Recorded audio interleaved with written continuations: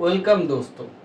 आज जो टॉपिक मैं डिस्कस करने वाला हूँ वो है सैंडविच थ्योरम और स्क्वीज थ्योरम। ये जो रिजल्ट है,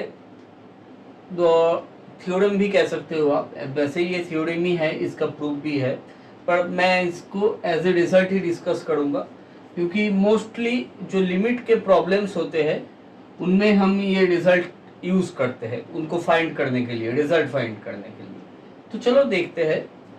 ये कुछ इस तरीके से है कि मान लो आपके पास तीन फंक्शन है, ठीक है, एफ एक्स, जी एक्स और तीसरा वाला जो फंक्शन है वो है एच एक्स, ठीक है। और इन तीनों फंक्शन में एक रिलेशन है। वो रिलेशन क्या है? वो रिलेशन है, मान लो G X less equals to F X less equals to H x.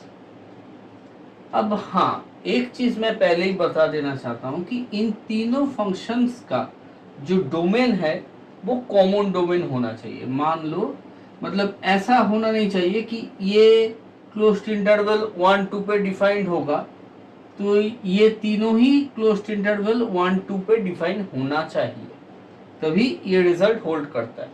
Same domain functions के लिए ही ये रिजल्ट होल्ड करता है। तो मान लो इन लोगों का भी डोमेन है closed interval a comma B, ठीक है, और ये रिलेशन इन तीनों में होल्ड करता है कि एफ एक्स जी एक्स से बड़ा है और एच एक्स एफ एक्स से बड़ा है। फिर डोमेन के अंदर ही अगर कोई पॉइंट हुआ c, तो उसमें limit extends to c G X and limit extends to c H X. ये जो दो लिमिट्स होंगे, मान लो ये दो लिमिट्स भी इक्वल हुए और ये लिमिट मान लो एल हुए, फिर सैंडविच थ्योरम हमें ये बताता है कि limit extends to C F of X, ये जो वैल्यू होगा ये वैल्यू भी एल ही होगा। मतलब अगर ये वाला लिमिट एल हो गया, ये वाला लिमिट एल हो गया, तो सैंडविच थ्योरम हमें बताता है कि इन दोनों के अंदर ये बंदा भी सिकुड़ जाएगा, limit extends to C F X भी एल हो जाएगा। ये सेम, तो ये वाला भी सेम ही होगा क्योंकि ये बीच में फंस गया है, ये इससे बाहर नहीं जा सकता। ठीक है, उम्मीद है आपको ये थ्योरम समझ में आ गया। चलो इसका एक एप्लीकेशन करके देखते हैं, फिर ये पूरा क्लियर हो जाएगा आइडिया। एक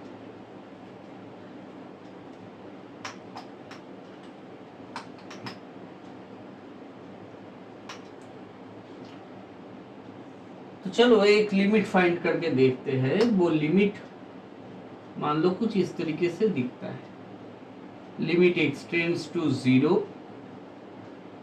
x cos 1 by x। तो इसका लिमिट हमको फाइंड करना है, ठीक है।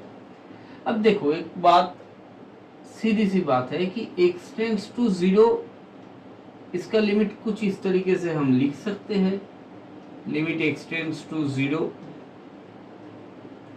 x डॉट दिए limit extends to 0 cos 1 by x, ठीक है। ऐसे तो हम लिख ही सकते हैं, ये बंदा 0 हो जाएगा, ये बंदा क्या होगा। अब ये बड़ा खटपट सा सवाल है क्योंकि cos 1 by x 0 पर ना इसका लिमिट एग्जिस्ट करता नहीं है।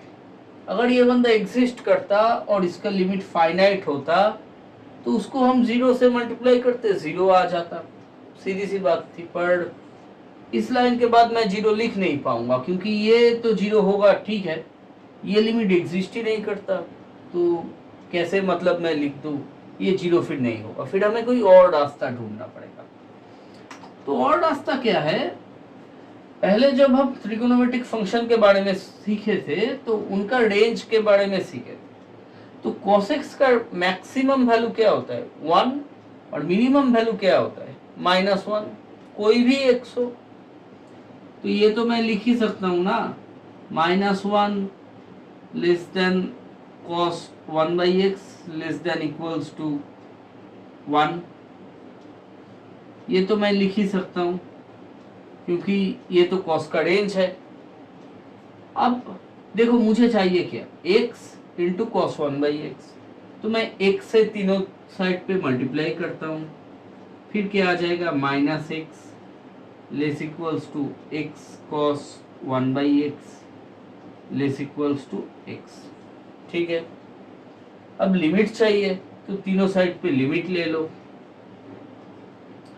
तो limit x tends to 0 -x less equals to limit x tends to 0 x cos 1/x और less equals to limit x tends to 0 x। तो देखो ये वाला जो लिमिट होगा ये क्या होगा, 0 होगा, लेस इक्वल्स टू ये limit x tends to 0 cos 1/x, और ये वाला लिमिट क्या होगा, 0 होगा। तो ये जो लिमिट का वैल्यू होगा ये 0 से बड़ा भी होगा, ये 0 से छोटा भी होगा। अब ऐसा तो एक ही केस हो सकता है कि ये खुद ही 0 हो, तभी ये पॉसिबल है, इसीलिए इस लिमिट का वैल्यू 0 होगा। मुझे ये उम्मीद है कि तुम लोगों को ये तो क्लियर हो ही गया होगा कि इस थ्योरम का नाम सैंडविच या स्क्वीज रखा गया है।